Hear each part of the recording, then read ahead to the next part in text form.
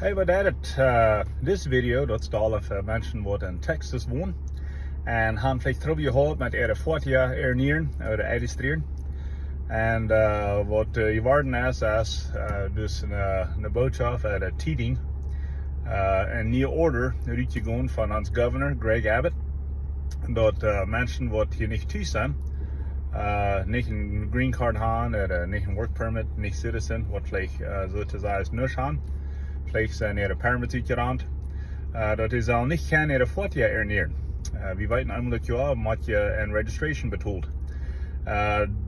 Ik zie er niet veel wat de governor gedaan heeft. Ik heb van 2020 niet eenmaal voor den gewählt. Die weer dan zeer schobelig met COVID en zo verder. En nu dit is voor mij zeer afgeschoomd.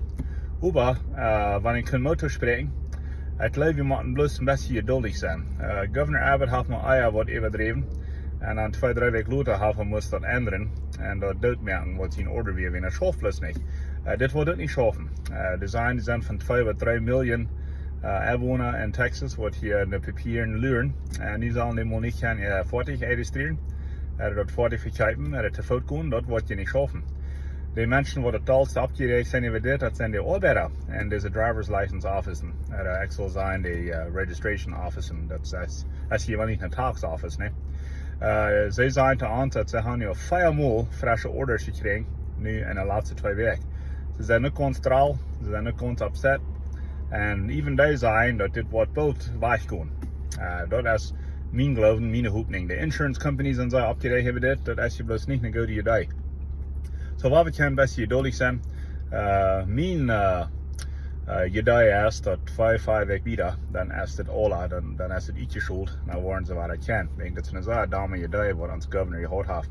Maar hier is een idee, wat we groot van de DMV gekregen hebben. De arbeider bij de Department of Motor Vehicles Division, wat in het hoofd neemt, de registrering daar arbeiden. Zij zijn dat het is dit. Wanneer we een papier krijgen in de post, dat het tijd om die 40 herneren, dan doet het plus in de post 3 checken met een check. En met dat blauwe tape. Op dat check, daar is 2 dingen afgeschreven. Du aan de linker zijde bij de memo. Daar is een driver's license nummer handgeschreven.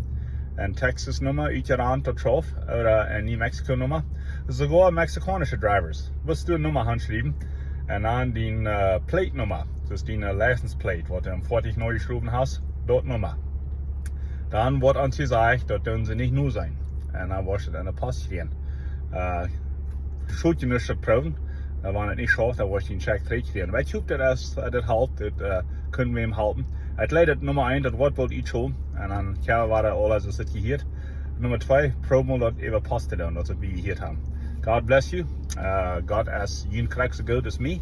Als je papieren hebben er niet, en we zijn dit echt te merken. Have a good day.